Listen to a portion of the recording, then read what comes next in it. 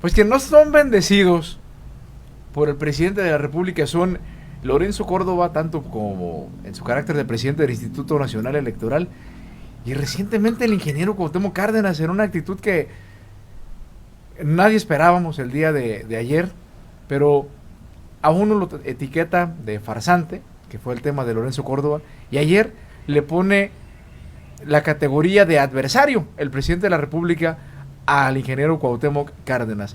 José Ángel Brambila, ¿se merece el ingeniero estas etiquetas por parte del presidente de la República? Y segunda, ¿cuál es el objetivo de las mañaneras? Bueno, para empezar, con Lorenzo Córdoba, pues dice el presidente de la República que era un comentarista de radio, o sea, lo denigra, o sea, lo baja, bueno, eso lo dijo en abril del 2021, poniendo a Lorenzo Córdoba realmente ya como un enemigo, no un adversario, a diferencia de Cuauhtémoc Cárdenas. A Lorenzo Córdoba prácticamente lo etiqueta como un enemigo, y pues ahora sí dice Lorenzo Córdoba que está consciente de que en abril que él se vaya, viene la persecución de parte del presidente. Lo de Cuauhtémoc Cárdenas es realmente sorprendente. Cuauhtémoc debe tener unos 86, 87 años de edad, pero además es realmente el parteaguas de lo que es la democracia ahora en México, porque luego a los personajes que ya están gozando de las mieles se les olvida que para que ellos ya hayan llegado a donde están, pues hubo que haber alguien que sacrificó muchísimas cosas. En el caso de Cuauhtémoc Cárdenas, pues aquel rompimiento que tuvo con el PRI, y luego posteriormente cuando se crea el grupo San Ángel, sí, que ya en el 1994 se han de acordar que es algo similar a lo que estaba sucediendo ahora con el México Colectivo, ¿sí? Participan en este México Colectivo en realidad cientos de personas, 500, 600 personas, y claro, la cabeza más visible era Cuauhtémoc Cárdenas.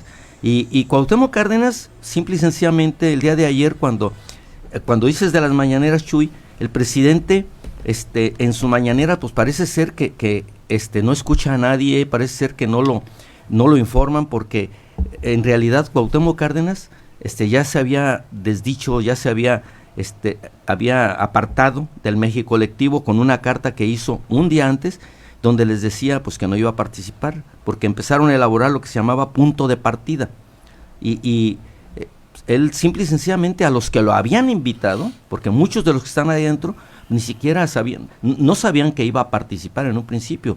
Me invitaron y yo voy y participo, y me encuentro ahí con la sorpresa de que está Cuauhtémoc Cárdenas, aunque las cabezas principales sí sabían que iba a estar ahí. El hecho de retirarse Cuauhtémoc para México Colectivo, pues sí es importante, porque debemos reconocer que Cuauhtémoc Cárdenas... ¿Afecta al proyecto, Ángel? Sí lo afecta. ¿A ese proyecto de ellos? Sí lo afecta de momento, porque hay otros personajazos. Hay rectores, hay exgobernadores, hay muchos personajes importantes. Yo mencionaba hace un momento al grupo San Ángel. Se han de acordar ustedes que en 1994 se venían las candidaturas precisamente de Cuauhtémoc Cárdenas, de Ernesto Zedillo, de Diego Fernández de Ceballos, y personajes como Carlos Fuentes, Jorge Castañeda, Adolfo Aguilar Sincer, Vicente Fox, empezaron a hacer ese movimiento, sí, que estaba gente de chile, de dulce y de manteca, estaba hasta el Bester Gordillo ahí. Sí. Y entonces, pero dijeron, tenemos que parar al presidente de la República, porque debe ser un presidente de todos los mexicanos, no jefe de un partido faccioso. Palabras que tendrían cabida en este momento si se refirían a lo que actualmente se está viviendo en México. Pedro Castillo. Sí, la postura que ha asumido el presidente de la República con las diferentes organizaciones, instituciones, sociedad, partidos políticos y todo lo que le quieran poner, el presidente ha mantenido una postura de conflicto, de polarización, de crispación, y pareciera que ese ambiente o en ese escenario él es muy cómodo. Y se le hace sencillo como señalar a Lorenzo Córdoba de ponerle un adjetivo como persona. De lo mismo puede hacer de Cuauhtémoc Cárdenas. Pero sí es necesario señalar que a lo mejor muchas personas que nos están escuchando o que nos están viendo en las redes sociales, pues a lo mejor ni se acuerdan quién fue Cuauhtémoc Cárdenas, ¿verdad?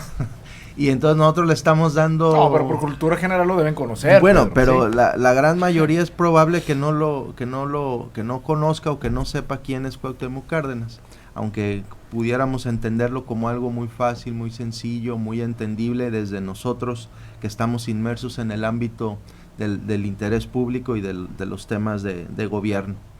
Pero, ¿cuál es la situación que representaría? Bueno, pues lo que pasa es de que para este país, Cuauhtémoc Cárdenas representa no solo ser el hijo de Lázaro Cárdenas, del general Lázaro Cárdenas, que fuera presidente de este país, y todo lo que existe alrededor de él cuando escuchan lo de la expropiación petrolera que se celebra, pues todos dicen, Lázaro Cárdenas. Bueno, pues Cuauhtémoc Cárdenas es su hijo, y su hijo ha sido un personaje de la política que ha sido muy trascendente por, como decía José Ángel, el tema de la democratización de este país.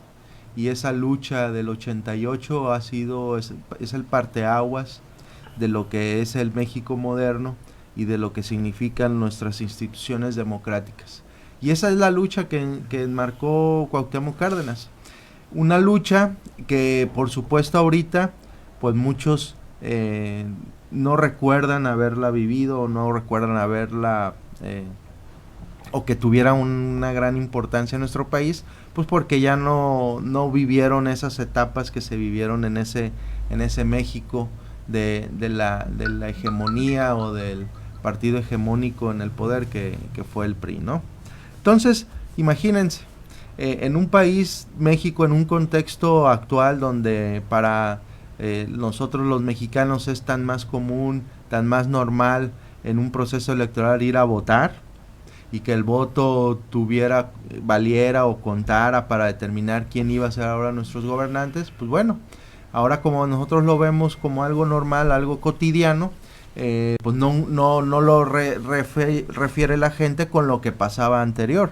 Y por eso ahorita si ven a un presidente López Obrador desdeñar o señalar a Cuauhtémoc Cárdenas, pues muchos han de decir, mira, el presidente envalentonado, o un presidente fuerte que señala o que trae esta narrativa de conflicto con las huestes que señala como si fueran enemigos, pero en realidad lo único que está haciendo el presidente de la República es golpearse a la misma gente que en un momento dado lo encumbró, o a la misma personas del ámbito político que de alguna otra manera pues fueron los que han impulsado este movimiento que ahora él encabeza de Morena, ¿no? La cuestión aquí, ¿qué va a pasar? ¿O qué es lo que esperamos de esta situación? Pues bueno, lo que tendríamos que estar viendo es cómo va a reaccionar toda esta gente que de la izquierda de este país, o que se dice de izquierda, cómo va a reaccionar ante esta situación. El día de mañana el presidente, tan así como puede señalar a López Obrador, pues puede señalar a cualquiera más de su movimiento por el simple hecho de no estar de acuerdo con él. Y el problema, yo creo que debería de nosotros preocuparnos es eso, que no exista una retroalimentación o una forma de que el presidente pueda decir, oye, pues si estoy haciendo algo mal, pues voy a rectificar. Ellos no aceptan la crítica, pero la realidad es de que los gobiernos deben de estar expuestos a la constante crítica, al constante escrutinio público, porque nosotros como ciudadanos, al final de cuentas, tenemos que señalar, criticar lo que se hace bien y lo que se hace mal de cualquier gobierno. Y creo que eso es el punto al que tendríamos que estar nosotros empujando, de que la crítica es viable, es válida, y eso es la forma de que podamos generar que haya mejores gobiernos. Entonces, eso yo creo que es el problema que estamos viendo con este presidente, con López Obrador, que no acepta que le digan que está haciendo mal las cosas. Pues si las está haciendo mal, pues ni modo que se lo aplauda. Y Cuauhtémoc Cárdenas ha sido uno de los personajes críticos y que ha señalado que las acciones que está emprendiendo López Obrador no es lo mejor para el país. Y tan es así que no es lo mejor para el país, porque ya estamos viendo en qué condiciones está el país, en las peores condiciones de los últimos 20 años, en todos los índices, en combate a la pobreza, en generación de empleo, en economía, en inflación, en crecimiento económico, en violencia. Los números ahí están, no es un invento. Y por eso cuando lo señalan, pues él se enoja y se le hace fácil desdeñar a todo mundo. Y como en el caso de esto de México, que es colectivo, México colectivo, donde se agrupan grandes personalidades de este país. Yo nomás destaco uno de los más importantes para mí de los que estaba ahí, es José Pepe Narro, o sea, uno de los grandes rectores. Y el constitucionalista Diego Valadez. Sí, estoy de acuerdo. Pero yo por eso decía, óptica. desde mi perspectiva, yo veo a un José Narro, a un personaje que fue rector de la UNAM, fue secretario de salud de este país, y es uno de los personajes más importantes, yo creo, de carácter intelectual, y de esa manera lo desdeñan y le hacen como si no importara esa capacidad. Oye, pues entonces ¿a qué le estamos apostando? ¿A qué le tiramos? Como decía esa canción, ¿a qué le tiras cuando sueñas mexicano de Chava Flores? O sea, entonces ¿qué esperamos como país, no? Pedro, yo creo le han dado mucho énfasis esas 2 últimas semanas en estos temas nacionales, el famoso Plan B, un Plan B que, pues, de practicarse, de aprobarse, y que la Suprema Corte, que es donde está el tema ya, de practicarse en las próximas elecciones del próximo año, habría, yo ya veo ahorita conflictos, lo veo ya cuando julio, agosto, ya están las corcholatas y los demás partidos más firmes, quienes vayan a ser, pero también veo yo el primer domingo de junio del 2024, también lo veo yo así pesimista, y no digo del tema postelectoral, y todo por ese famoso Plan B, al que yo creo que sí debemos dedicarle una opinión que nos lleve a decir por qué está bien o por qué está mal. A ver, ya lo hemos comentado en varias ocasiones y hemos hecho énfasis sobre los riesgos que representa la destrucción de nuestras instituciones electorales y por ende la afectación que tendría en la democracia de nuestro país. Y hacía esta referencia, por ejemplo, lo que decíamos del 88, lo que significó la creación del PRD en el 89, lo que significó la creación del IFE en el 91, lo que significó las reformas que le dieron esa autonomía para que en el 97, por primera vez en la historia de este país, no tuviera el PRI la mayoría en la Cámara de Diputados, para que por primera vez en la historia en el 2000 llegara un partido distinto al PRI, y es lo que ahorita tenemos. O sea, toda la institución de carácter democrático ha generado estas condiciones en nuestro país. El Plan B lo que significa es derruir todas estas instituciones, es la desprofesionalización del Instituto Nacional Electoral, la eliminación de los tribunales electorales, y eso lo que está generando es un caos en un proceso de elecciones. ¿Y por qué están interesados en destruir estas instituciones? Pues porque saben quienes ahorita gobiernan que difícilmente podrían sostenerse en el poder sin tener el árbitro de su lado, ¿no? Entonces ese es el problema al que estamos viendo, y ese es el riesgo que tenemos como sociedad, que el hecho de que las instituciones no estén funcionando, esto nos llevaría a un conflicto social, un conflicto que nos llevaría a un ámbito de violencia, y que esto pudiera detonar en el riesgo que significa un golpe de Estado, ¿no? Me van a decir, oye, pero ¿por qué eres tan abrupto en decir que un golpe de Estado? Bueno, pues porque eso es a lo que estamos llevando en una situación cuando las instituciones no funcionan, cuando el gobierno, un gobierno quiere perpetuarse a la mala, o cuando los militares estamos viendo cómo están entrometiéndose en toda la vida pública y civil de este país, pues por supuesto que tenemos que poner como un asterisco ahí el riesgo de un golpe de Estado. Pero más que entrometerse los militares, Pedro, ¿no es bajo el permiso del propio... La instrucción, ¿no? Porque Sí, del comandante supremo. Claro, por eso, pero pues están entrometiéndose en la vida pública, por supuesto, que le están dando permiso, sí, pero esto es lo que está sucediendo. Para mí es una intromisión porque ellos no es su función es otra, los militares tienen otra función por ley. Que el presidente de la República los esté solicitando hacer esto y esto, esa es otra cosa, pero sí, para mí sigue siendo una intromisión. Pero ese es el riesgo que tenemos como sociedad. O sea, lo que tenemos que entender es que gracias a la institucionalización no nos hemos ido a unas revueltas y a un conflicto. Y eso es parte de la historia de nuestro país. Pues si del México postrevolucionario, pues cuántos presidentes hubo, cuántos asesinatos de presidentes. O sea, siempre hubo una crisis política en nuestro país que se resolvía con las armas. Y entonces cuando decidieron institucionalizar, cuando empezamos a ver todo este proceso del Estado mexicano, pues por supuesto que se acabó eso y se institucionalizó. Destruimos las instituciones, nos lleva al México, pues autoritario, de conflicto, de guerra. Entonces ese es el riesgo que tenemos con el plan B. Ángel Brambila. Sí, muchas gracias Robert. Mira, bueno, definitivamente cuando dice Pedro se refiere ya al México postrevolucionario y precisamente estamos hablando de Cuauhtémoc Cárdenas y Lázaro Cárdenas fue el primer presidente cuando salen de ese túnel oscuro que significó los asesinatos de presidentes como Francisco y Madero, en donde precisamente Lázaro Cárdenas es el primer gobierno de 6 años y ahora, y el día de hoy es noticia su hijo Cuauhtémoc Cárdenas.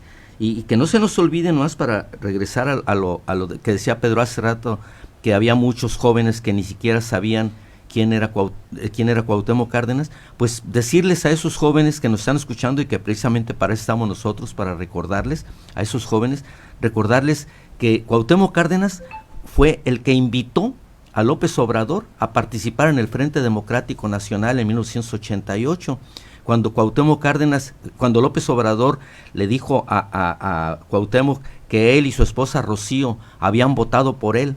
Entonces lo invita a Cuauhtémoc Cárdenas a participar como candidato a gobernador y dice López Obrador, tuve que hacer un rompimiento con todo mi pasado.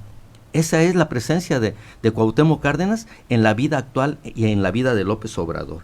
Y nomás recordando el Grupo San Ángel, cuando Carlos Fuentes habla con Salinas de Gortari para decirle todas esas cosas, Salinas dijo, hay que hacer algo porque veía lo que se venía. Ahora parece ser que a nadie le importa que haya 600 intelectuales y muchos de ellos, como decía Pedro, del tamaño de Pepe Narro, no, parece que no importan. Nos vamos al plan B. Cuando se iban a iniciar las elecciones, los procesos electorales, todos los partidos, el PAN, el PRI y todos habían formado grupos de abogados. Los formaban precisamente para evitar que los candidatos cometieran errores que los pudieran llevar a que les anularan las elecciones. Y participaban cuidándose de no violar la ley electoral, porque sabían que era aplicable para todos. Y le tumbaron gubernaturas a Colima, pues para qué vamos muy lejos, ¿sí? Precisamente porque había habido violaciones a la ley electoral, como la de Gustavo Vázquez Montes. O la de Fernando. O la de Nacho también. Entonces, claro que funcionaba el Instituto Nacional Electoral. Nosotros lo vivimos aquí en Colima con 2 anulaciones de gobernadores. Ahora, ¿por qué actúan fuera de la ley los aspirantes? Porque han violado todo tipo de leyes, sí. Y sin embargo lo hacen precisamente porque no tienen temor, como si dijeran, ya sabemos que con el plan B vamos a echar abajo a las instituciones electorales y no va a haber recursos para que puedan trabajar. Podemos concluir con que va a llegar el momento en que la gente va a decir, no cabe duda que estábamos mejor cuando estábamos peor. El tema, yo insisto de lo del plan B para terminar y cerrar el asunto, el tema, es que hay muchas cosas que la población debe saber. El plan B significa la desaparición de los 300 titulares de los consejos distritales, que son 300 en el país. ¿Quién va a conducir el proceso electoral? se necesitan, porque también esos están fuera en el plan B, a quienes van a capacitar a todos los funcionarios de casilla. También está desaparecido esa parte con la presentación del plan B.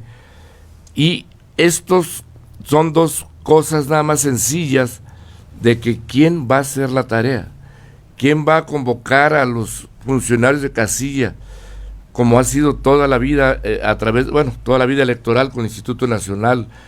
Y hay cosas que yo por eso quise que abordáramos este tema del plan B, por ese hecho simplemente, de que si procede y pasa y la Suprema Corte dice que lo aprueba, el plan B, entonces yo, sin ser pesimista, yo digo que vendría el caos para la organización de la elección del 2024. Pero no solo es la organización, Robert, es darle legitimidad a un gobierno, al Estado. O sea, ese es el proceso electoral, me queda claro. Pero ¿cómo puedes sostener un gobierno?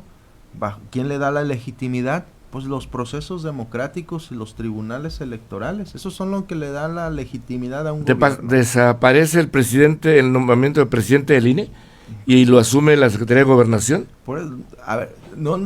Vuelvo a repetir, el problema es la institución. Si no hay una institución que legitime un gobierno, entonces está en riesgo no solo el proceso electoral, está en riesgo el ejercicio mismo de un gobierno o de un Estado. Pues claro. Entonces, el día de mañana, ¿por qué va uno a decirse que es presidente? Pues al rato va a salir otro como lo hacía López Obrador, que decía, yo soy el presidente legítimo, ¿verdad? O sea, cada quien va a poder ser el presidente legítimo. ¿Por qué? Pues porque no hay un orden en las instituciones electorales. Ese es el riesgo que tenemos con el hecho de desaparecer una institución. Pero vuelvo a repetir, no solo es el riesgo del ámbito democrático, de que ahora valga o no mi voto a la hora de ejercerlo. La cuestión aquí es cómo vas a sostener ese gobierno, cómo lo sostienes, bajo qué parámetros. Pues bueno, hay algunos países que utilizan la fuerza, ¿verdad? Hay algunos países que utilizan al ejército para sostenerse en el poder. Y entonces ese puede ser un paso, como yo lo estoy diciendo, de el riesgo que pudiéramos tener en México, cuando es algo que ya habíamos dejado atrás, o sea, ya era algo de la historia, ¿no? Ahora ya vamos a verlo o a vivirlo en este momento. Algo que totalmente desproporcional, algo totalmente inaudito, cuando vemos que los demás países, cualquier otros países de desarrollo, pues van hacia otro camino, ¿no? O sea, es el de fortalecimiento de la democracia, el fortalecimiento de las instituciones. Los países desarrollados de este mundo le apuestan a ello. Ningún país desarrollado donde las personas viven en mejores condiciones de vida, en ninguno de esos países que señalan, la situación de su país o la condición económica o el desarrollo de sus países ha determinado en ese sentido, ¿no? O sea, no es que sea un gobierno sin democracia. Entonces, está ese riesgo. Creo que sí es importante que la ciudadanía, como bien lo dice Roberto, lo conozca, sepa qué representa eso. Y es importante que también exista una total solidaridad de la propia sociedad, de las propias grupos políticos, más allá de ese fanatismo que tienen algunos. Deberían de preocuparse de lo que representa y lo que significa derruir la democracia que tantas vidas, tanto dinero y tanto tiempo le ha costado a los mexicanos. Estuvo de visita el fin de semana pasado Citlali Hernández, senadora y secretaria general del Movimiento de Regeneración Nacional. ¿Qué te deja esa visita, José Ángel? ¿O qué deja para el estado de Colima y sobre todo para los morenistas? Bueno, a mí en lo particular me deja la sensación de que, como todo, vienen a promover la Cuarta Transformación, viene a promover a la gobernadora, viene a promover las próximas elecciones y no deja títere con cabeza cuando dice, no cabe duda que estamos avanzando en la Cuarta Transformación, el proyecto está en marcha, no está claro que no íbamos nada más por 6 años, sino por la transformación del país. y los felicito por tener la gobernadora más joven del país, los felicito por la forma en que está gobernando la actual gobernadora, pero no habla nunca de logros, o sea, habla de la cuarta transformación, habla de Morena, y digo, está bien, pues es su papel como secretaria de ese partido, pero en realidad habla de momentos mágicos en donde como si se hubiera logrado efectivamente la cuarta transformación, cuando estamos viviendo un rezago económico considerable, donde estamos viviendo los ataques a la democracia como ya hemos venido hablando, pero ella se fue a hablar de todo, habló de que le iban a quitar los últimos 2 resquicios al PRI, como era Coahuila y el Estado de México, y se fue hasta incluso lo de Genaro García Luna, donde dijo que en vez de combatir a la delincuencia y la inseguridad se convirtió en un cártel, cosa pues que definitivamente sí es cierto que lo están bombardeando en los Estados Unidos a Genaro García Luna, y cuando escucha uno las acusaciones que le hacen los que están ahorita detenidos, como el famoso Grande y las personas que han acudido ahí, pues en realidad no sabemos qué vaya a pasar. Pero sí, Citlali, en este caso yo quisiera escuchar a Pedro Castillo, porque creo que él tiene bastante información en ese sentido. Pedro. Sí, fíjate que la visita de Citlali Hernández, quien es la secretaria general de Morena a nivel nacional, está ahí con nuestro paisano Mario Delgado, y además que es senadora de la República. Yo lo veo más como una acción de reacción que de acción. ¿Por qué lo digo? Porque una semana antes de que ella estuviera aquí estuvo otra senadora, que fue Beatriz Paredes, y anduvo aquí haciendo activismo político. Entonces yo me imagino como que dije, bueno, si vino Beatriz del PRI, pues entonces hay que traernos a Citlali para generar también aquí activismo político de Morena, ¿no?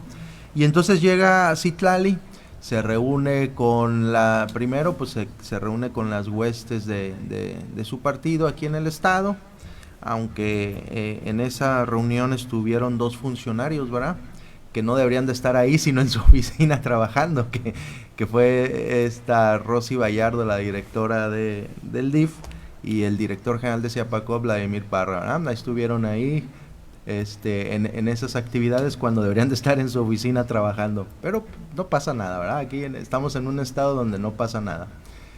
En esa cuestión, en esa reunión que tenía ahí con las huestes de su partido, pues parecía que Citlali venía a lo mejor a recomponer o redirigir la manera que se está desarrollando al interior de Morena y de cómo se está actuando de manera política en el partido de Morena.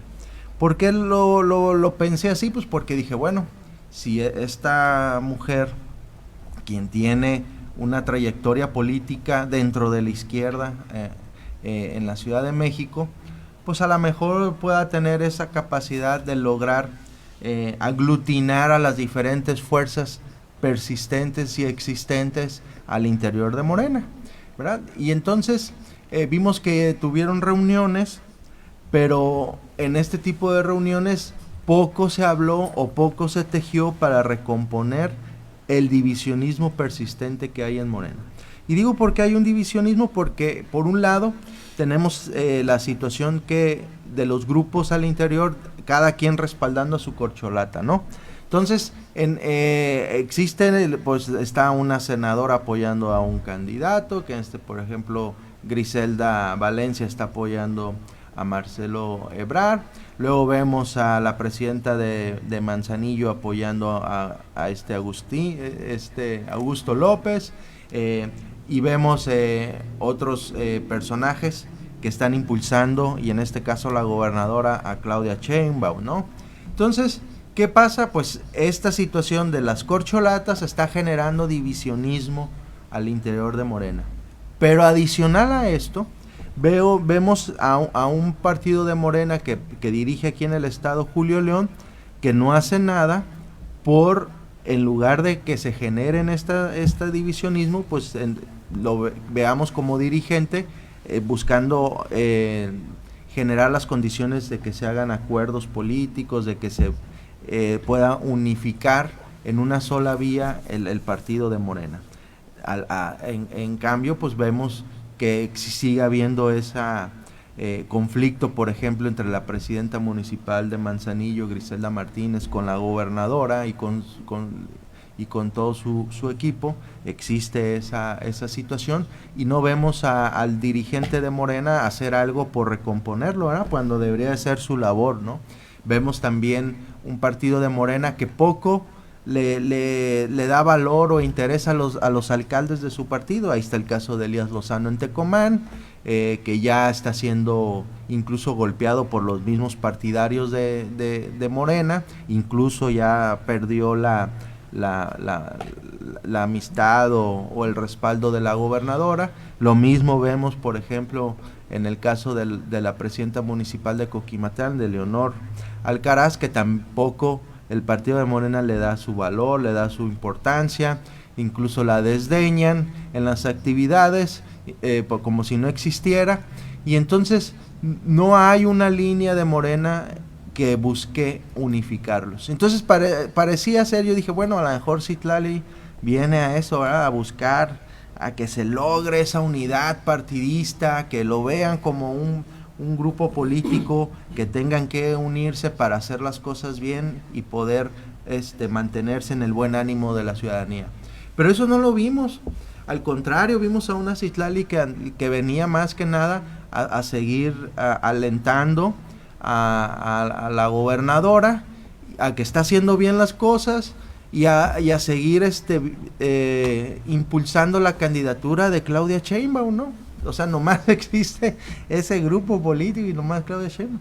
Incluso cuando Citlali va a Manzanillo, ahí le dijeron, la propia secretaria del ayuntamiento, Marta Cepeda, le dijo qué estaba pasando aquí en Colima. Otra ciudadana también ahí se levantó y le dijo qué está pasando en Colima, de cómo está la situación de Morena, que cómo nada más hay una línea y no se le apoya a los demás grupos políticos al interior de Morena, pero pues no pasó más allá, ¿verdad? Nada más a escuchar esos reclamos estuvo Citlali y se fue como llegó, ¿verdad? Estuvo aquí 2 días, pero así como llegó, se fue, porque no hubo nada más. Sigue las mismas condiciones al interior de Morena, sigue el mismo conflicto, sigue la misma línea política de Morena, que es todo alrededor de la gobernadora. Y quien está fuera de la gobernadora, pues está fuera de Morena. Y esa es la cuestión que se percibió con la visita de Citlali. Antes de escuchar a José Ángel, es que hay llamadas. Dice, buenos días. Los amigos que invita a su programa, como muchas personas más que están en contra de AMLO, decían que el país en 3 años iba a estar hecho un desastre, y si tanta capacidad tienen, ellos deberían de gobernar, nomás hablan por hablar. Saludos, no lo entendí. Bueno, hay otra más. Buenos días, saludos, un saludo al contador José Ángel, de parte de Miguel Moreno, de La Capacha. Excelente programa. Gracias, José Ángel. A propósito, ¿quieres hacer uso de la voz? Sí, muchas gracias, Miguel. Muchas gracias a los amigos y también gracias a la persona que opinó, aunque no le hayamos entendido, pues que si nosotros deberíamos de gobernar y que estamos contra AMLO. No estamos contra AMLO. Yo creo que el presidente de la República, yo quiero que le vaya bien, porque si le va a él bien, le va a ir bien a México. Yo quiero que le vaya bien a la gobernadora. Los colimenses debemos apostarle a que le vaya bien a los gobernantes, porque creo que yéndole bien a los gobernantes, pues nos va bien a todos. Respecto a lo que estaba hablando Pedro de Citlali, mira, Roberto, Chuy, compañeros, aquí estamos hablando de que en Morena, pues en el PRI había una disciplina partidista que cuando se llegaban las elecciones, independientemente de quién era el candidato, se aceptaba y por eso ganaban, y cuando ya decían quién era el candidato, todos se sumaban. Recordemos en el 2009 cuando estaban Michelle Camarena, cuando estaba Chucho Orozco, cuando estaba Mario, y en el momento en que deciden que era Mario, pues se unen. En el 2015 cuando Nacho y Federico, había más gente apoyando a Federico que a Nacho, y sin embargo nombran a Nacho y se unen. En este caso, en Morena, pues hay mucha gente inexperta, que es primera vez que participan, primera vez que ganan, y debería de valorar eso. Por ejemplo, Citlali debería de venir a capacitar precisamente a esa gente qué va a suceder dentro de un año, porque hay muchísima gente queriendo participar porque piensan que puede ganar, pero los que están adentro no están dispuestos a soltar lo que tienen y piensan en reelegirse. Eso que comentaba quien nos está escuchando y que hace ese comentario de que ahorita leíste, Roberto, de que mucha gente le apostaba que en 3-4 años este país no iba a funcionar de la mano de López Obrador. Es que es una situación, una narrativa que han estado fomentando, como diciendo que si alguien critica lo que no hace o lo que ha dejado de hacer este gobierno, pareciera ser que ahora el hecho de que no esté este país en llamas ya es ganancia. Pero no, así no se miden los gobiernos. Los gobiernos se miden a partir de como si estuviéramos peor, ¿no? Desde el peor escenario. No, así no se mide. Mira, en primer lugar, esta persona yo lo invito a que vea a López Obrador antes de ser presidente y que encuentre 3 promesas de su campaña. Que encuentre 3, si quiere 3. Es más, si quiere una. Y yo le voy a poner una. A 10 pesos el litro de la gasolina. Yo se la pongo. Eso lo prometió él. Yo no lo prometí. Yo no lo inventé. Ahí están los videos, ahí están todos los mensajes. 10 pesos iba a valer el litro. Y ahora me dicen que estamos bien en este país porque no vale 30. O sea, ¿cómo? Pues sí. Ahora los de Morena defienden, dice, qué bueno que estamos tan bien que si no estuviera López Obrador valdría 30 pesos el litro. Uf. No, a ver, así no se miden las cosas. A ver, eso es lo que yo siempre les he dicho.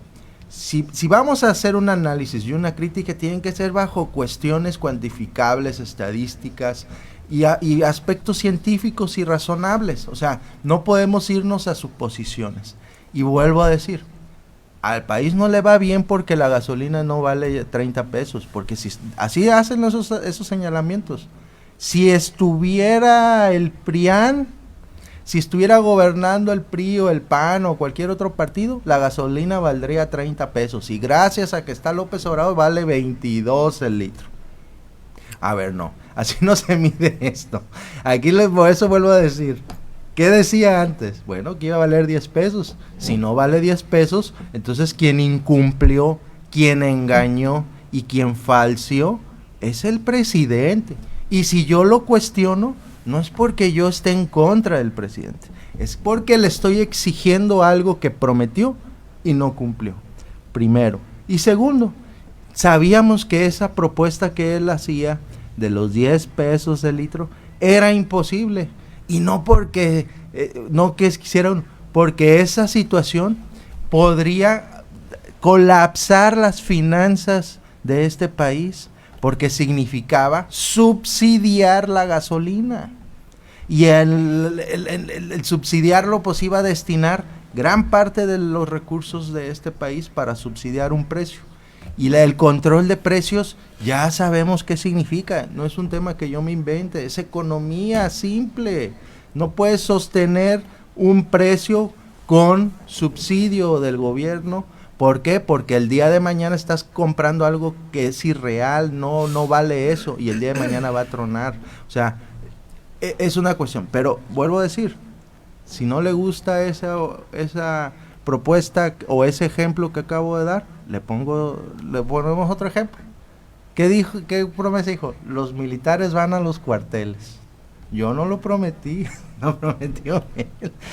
Y ahora dice, qué bueno, estaríamos peor si no estuvieran los militares como lo está haciendo López. O sea, el mundo al revés. Exacto.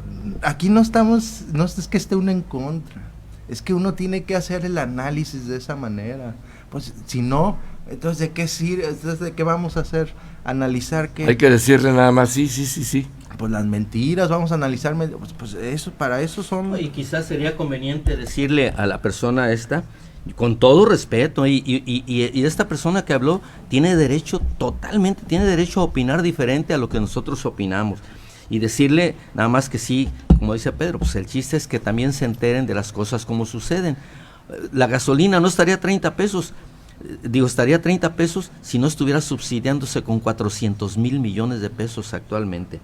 Veía yo el otro día en un medio nacional, decía, México crecerá 5 veces más que USA, que Estados Unidos.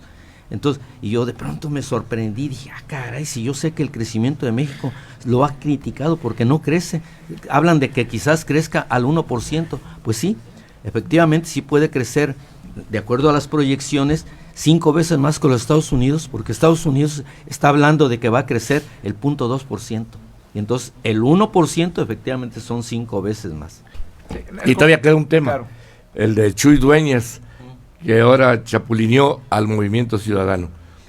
Él estará de acuerdo con algún aspirante a dirigir Movimiento Ciudadano, y le dijo, vente de una vez, porque pues ahí detrás pudiera estar Federico Rangel, Galindo, Bueno, perdón, no, a ver. Vizcaíno. No, a ver, tenemos que entender muy claro.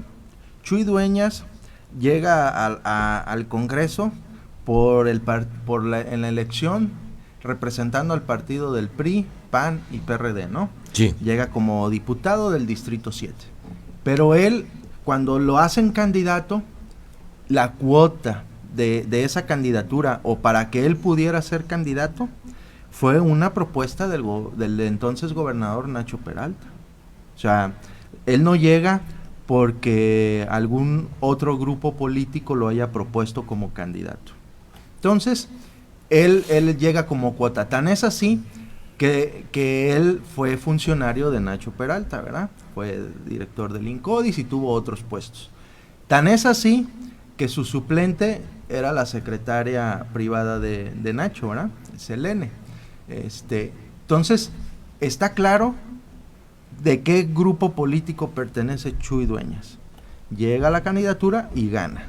Su labor al interior del Congreso, de lo que ha realizado, cómo ha venido votando, cómo ha estado su posicionamiento, ha sido un diputado que ha sido más allá barco que otra cosa que oposición.